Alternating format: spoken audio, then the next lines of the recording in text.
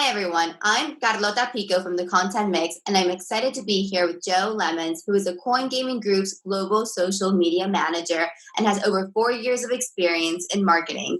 Joe, welcome to the Content Mix, and thank you so much for joining us today. So let's just jump straight into the interview. Joe, could you tell me a little bit about your background and why you're so passionate about marketing? Thanks a lot for the brief introduction again, Carlota. Why marketing? That's a question that I already had a couple of times.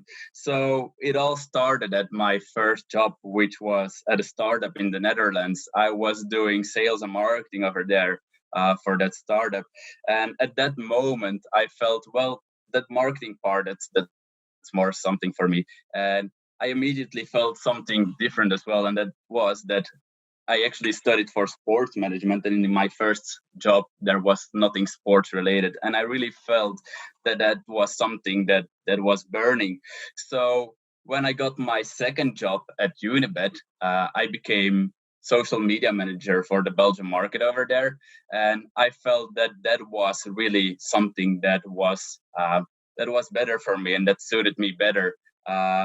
And that's actually how I ended up right now as well, becoming global social media manager at sportsbet.io. So you were exactly and correctly telling that I'm working for the Coingaming Group, one of the brands that's falling under the umbrella of the Coingaming Group is sportsbet.io. So sportsbet.io is basically the sportsbook brand, the betting brand of the Coingaming Group. So this is easy to link back towards my passion, which is in sports and in sports management as well, and linking back to that marketing background that I have as well. So I can give you a bit of a better overview of what I'm doing on a day-to-day basis as well, to give a bit of a complete overview of what everything is, how I can connect the dots of content management and of social media management. So I'm developing, managing, and monitoring the global social media strategy when it comes to our sportsbook brand, sportsbet.io. So that means that I'm busy doing the content strategy on a day-to-day basis. Something that is quite frequent on my plate as well is influencer management and ambassador management. So we have a couple of influencers that are working with our brand. We have some ambassadors that are working with our brand. And a big part of my day-to-day job is sponsorship activation as well. One of the biggest sponsorships that we are having is with Watford FC, which is a team in the English Premier League with a very global approach. And obviously, we have some VIP boxes over there where we can get some of the influencers in. We have access to the players, etc. And this is something that is super interesting for social media purposes as well. So this is a bit of a broad overview of what I'm doing on a day-to-day basis. Wonderful. So since you're from Belgium, my first question is, how many languages do you speak? And then my next question is, how many markets does your group operate in?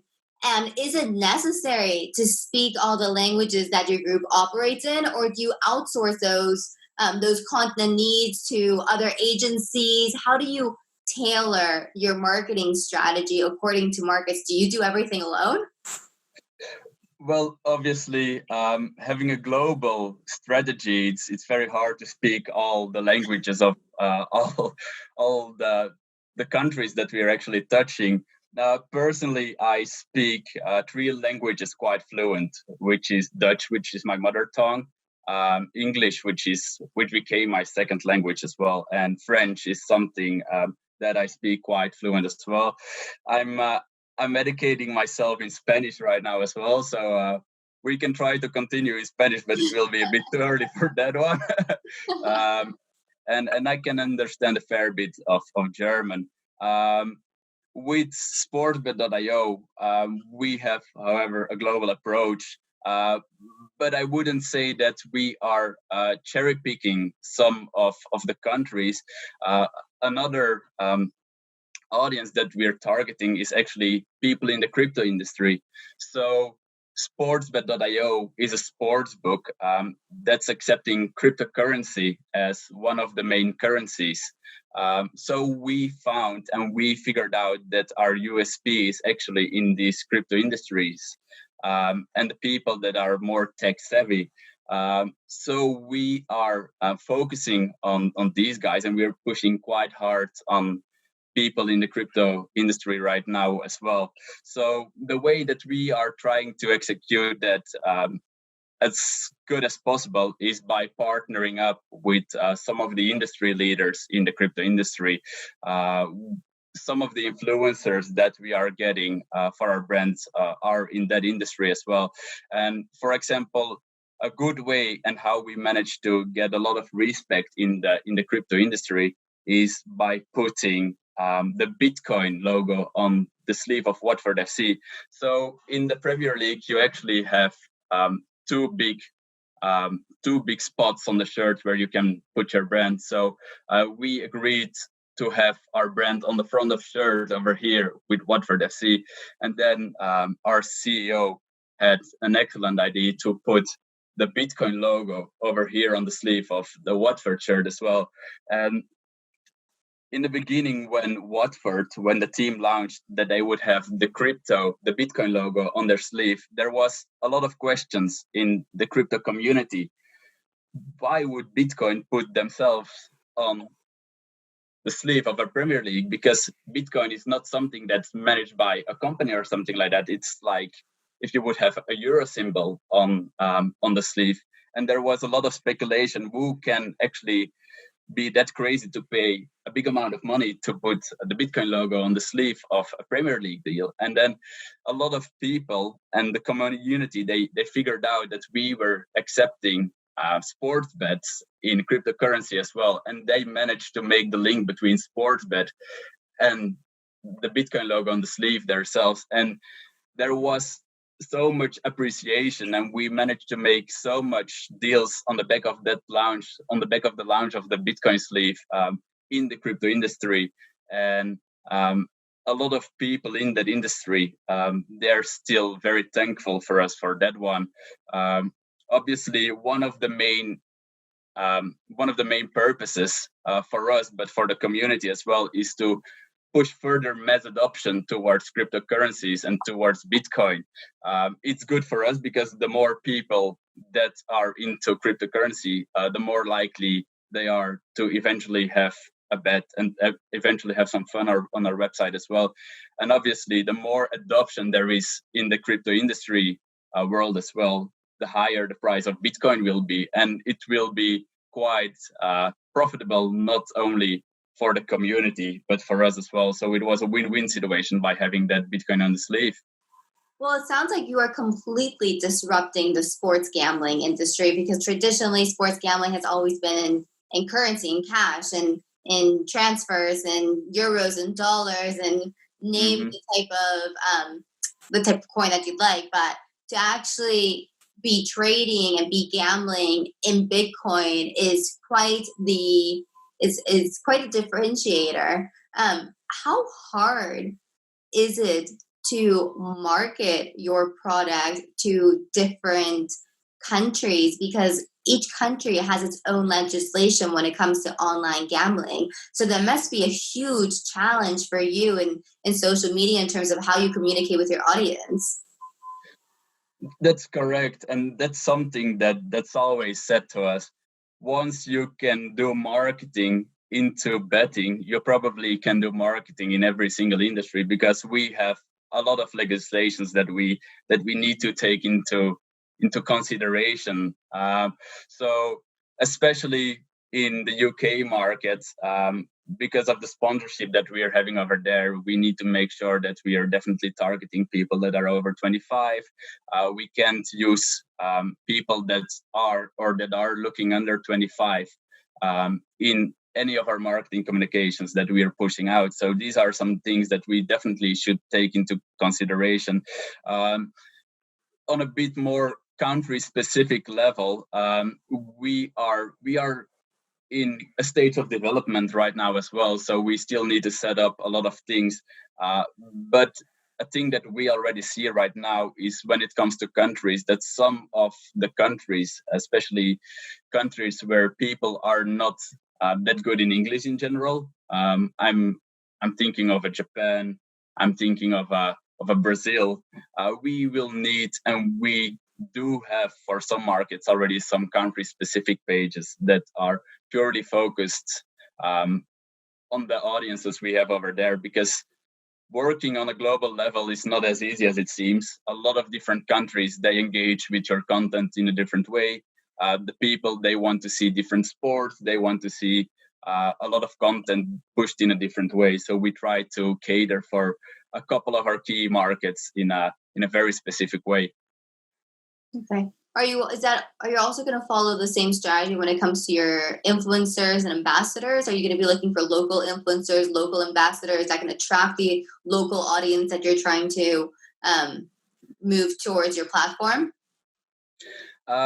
When it comes to the crypto industry, we see that these influencers over there, they have quite a global audience.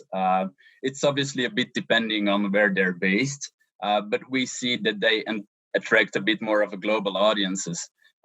So we have, on one side, we have the crypto influencers. On the other hand, we have the more sports-focused influencers. For the more sports-focused influencers, we try to cater them, and we try to get a bit more specific influencers for the specific markets that we are targeting. For example, for the Brazilian market, one of our biggest ambassadors that we have over there is Denilson.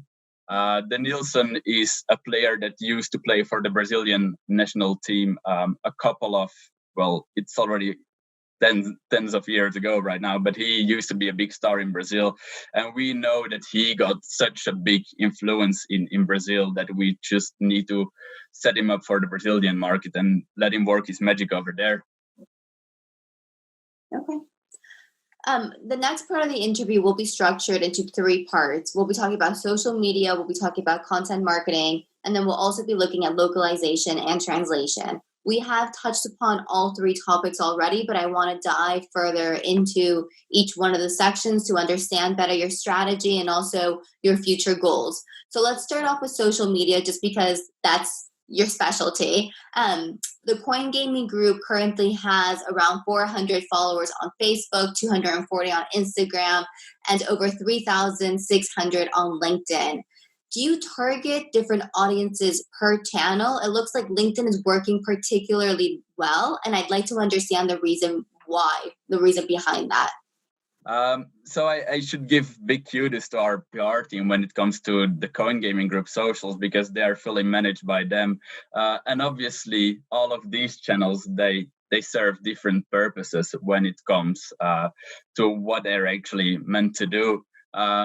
Indeed, our Coingaming group LinkedIn is working quite good, and we make this quite of a focus area for us as a group as well. Because if people will see that your company culture is good on LinkedIn, and that's something that, as someone that's looking for a job or someone who's looking to make a deal on a B2B area, one of the first things that you will always do is actually have some research on the group and the company that you're going to work for or that you're going to make a deal with. So we do have a focus on these social medias in order to get the right employees in order to get some successful deals in as well. And then we try to get our Facebook for the Coingaming group up to date as well. So we're having a bit of more focus on there as well, and same that we're doing for all the other social medias when it comes to the Coingaming group. We try to make our company as attractive as possible for potential employees as well. Awesome. Let's take a step back then, or let's take a step forward. So the Coingaming group is the overall umbrella, and within the Coingaming group, we have several different branches. You currently manage the sportsbet.io branch. Is that correct? Correct. Okay, That's so let's correct. talk about the social media strategy of sportsbet.io, because I think you'll be able to speak towards that much more fluently than towards the entire group strategy. When it comes to sportsbet.io, I understand that you're following influencers, ambassadors, and that you're also engaging in different sponsorship activities to draw more attention to the brand. When it comes to social media, are you posting several times a day? Are you posting only once a day? What type of content are you uploading? How are you really trying to attract the audience that will be your clients? So for the sport but social medias, we have different strategies per platform.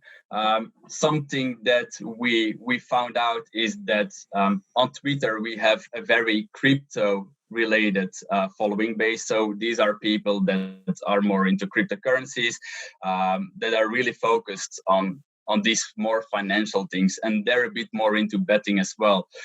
On the other hand, on Instagram, something that we clearly see over there is that we're having a lot of following base that's more interested into sports in general. A lot of our following we got off the back of some of activations we did in the past with Watford as well. So we got a lot of Watford fans over there as well.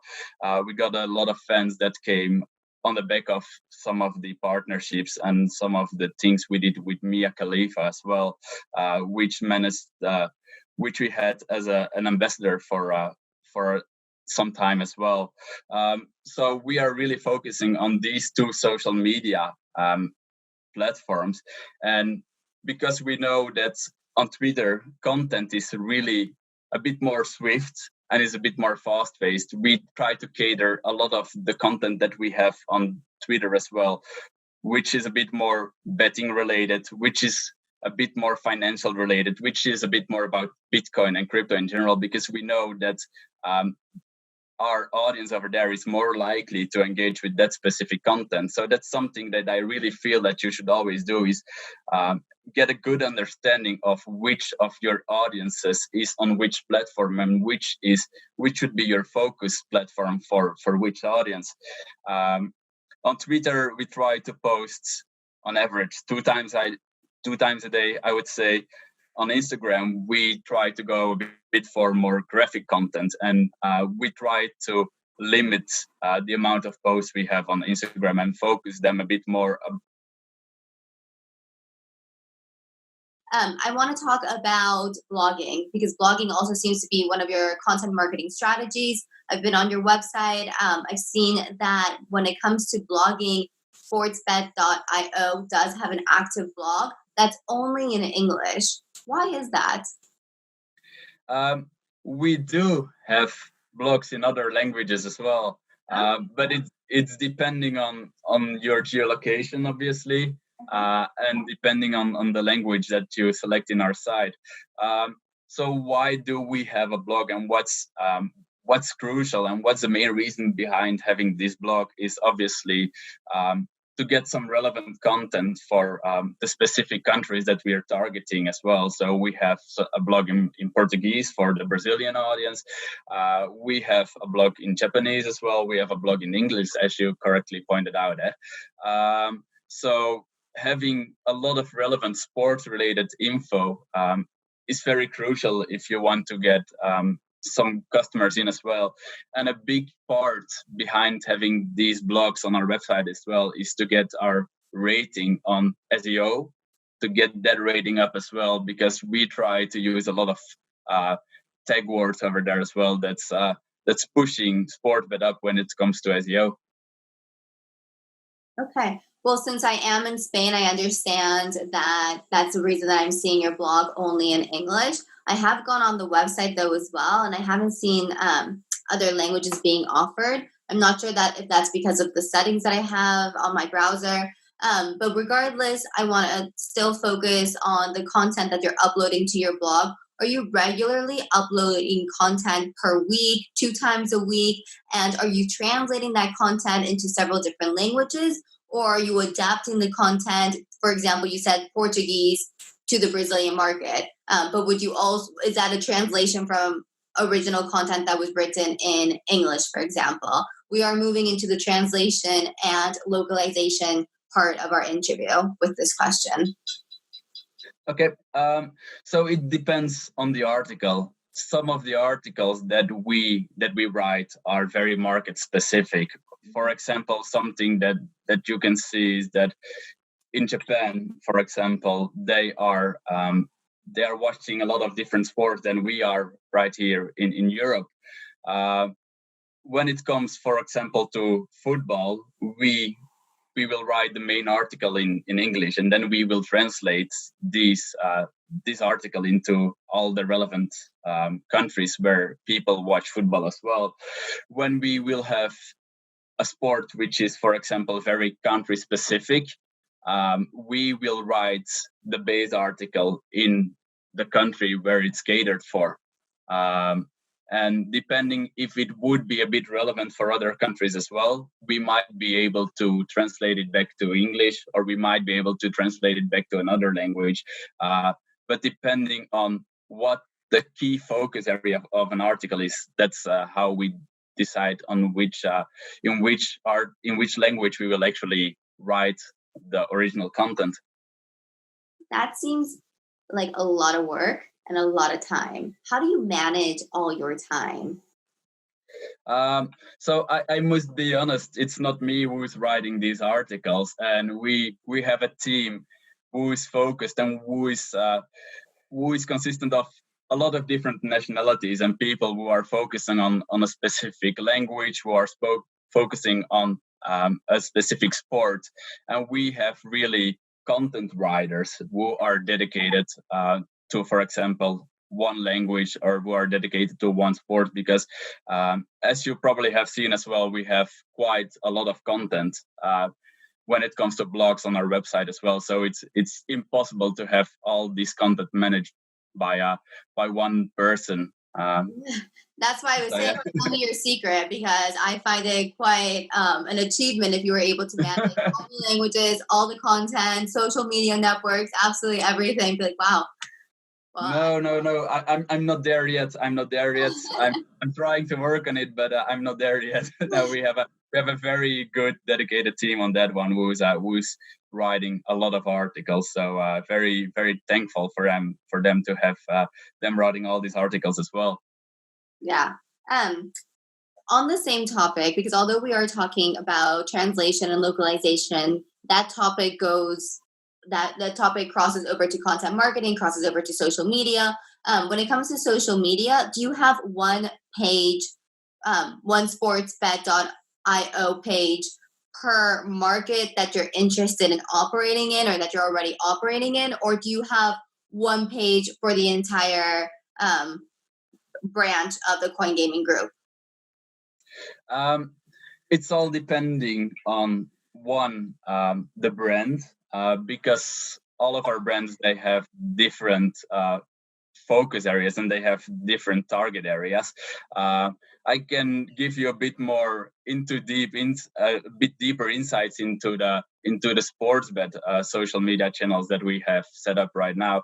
So we see that people that are following the global social media channels, these are mainly based in Europe. These are mainly based in countries where English is whether their first language or their second language.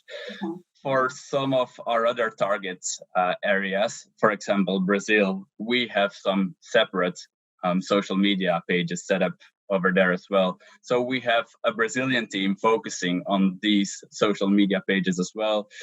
They're taking care of all the content that is appearing on our social media pages. They're taking care of the local deals of the local influencers that we're using in Brazil. The same, for example, for India. India is they speak English as well, but in India we can clearly see that cricket is such a key focus area for people in India, and that if we would push this amount of cricket content on our global social media pages, that people on our global social media pages would think, hey, why am I getting all this cricket info, and why am I getting all these cricket visuals? This is not of my interest. So that's how we divide and how we decide which content we will push for which specific country. Okay, that totally makes sense. So just as overview for our audience, you have one page in English per network that's targeting your international fluent English speaking audience. And then you also have additional fan pages for other audiences that aren't fluent in English or that prefer to communicate in their local language or that have other interests that are very particular to their market, to the markets that they operate in. Is that correct? That's completely correct. Awesome. So we're speaking the same language. We understand each other. So moving into the last part of our interview will be the rapid fire questions. I do have a set of 3 questions about recommendations to other industry professionals according to your interests, according to your experience. So what's a lesser known app or tool that you cannot live without? I must say I'm not really using lesser known apps recently, and what I'm using a lot recently is because of the work from home situation is Slack. Slack is something that I'm using on a not only on a day-to-day base but on a minute-to-minute base, basically. Obviously all the calls that you're having with Slack, same with WhatsApp and same with Google Docs and Sheets. Google Docs and Sheets is so easy to just share your thoughts with different members of the team and having their insights straight away in one document as well. Definitely. I use the exact same tools. I use Slack, I use WhatsApp, I use Google Docs. I also use a lot of other time tools, the time management tools that just help me break my day according to my priorities, because sometimes I have so many priorities that I just need something to like structure my 24 hours out. Exactly. Sometimes you just are too focused on something, and then you completely forget about anything else that's around you, and then you're all of. Oh, we just lost you. Joe, are you with us? Oh, I'm still with you. Awesome. Good. Okay, so last 2 questions. A marketing influencer in Europe that you follow and why? I must say that I'm a bit biased on that one. I was lucky to work with Mia Khalifa, which you would probably know because of her former career. But right now she's an Instagram influencer, and she is so smart in everything that she's doing for her audience, and she knows perfectly how to entertain her audience and what things she need to post and what things she need to say in order to get the engagement up as much as possible. So once you work with her, you know how smart she is in influencing her audience and the specific audience that she has. What a privilege to have her as a mentor. I mean, not everybody can say the same. So definitely take advantage of her wisdom and her experience. So I try to. And hey, if she has some extra time, definitely bring her our way. I'd love to have an interview with her. So a valuable.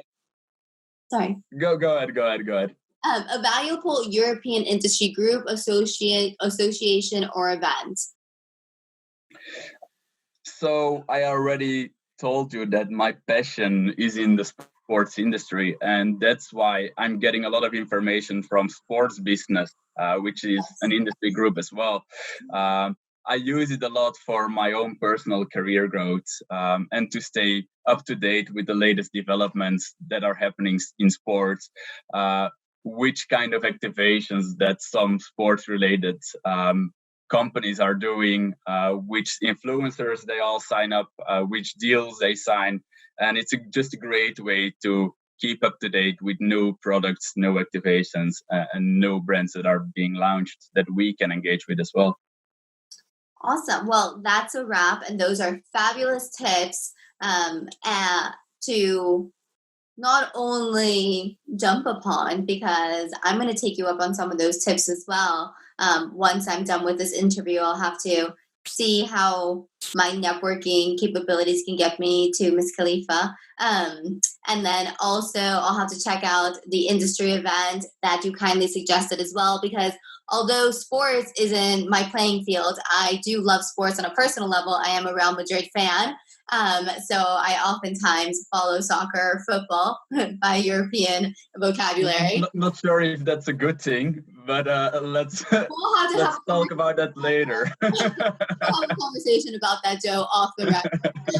Well, that was Joe Lemmens on behalf of the Coingaming Group. He's global social media manager for sportsbet.io for an interview for the Content Mix. Joe, thank you so much for joining us today. It was a pleasure to have you here with us. Thanks a lot for having me, Carlota. And to everyone listening in, thank you so much for joining us as well. For more perspectives on the content marketing industry in Europe, check out thecontentmix.com. We'll be releasing new interviews like this one every week, so keep tuning in. Until next time, see you soon. Ciao. Bye.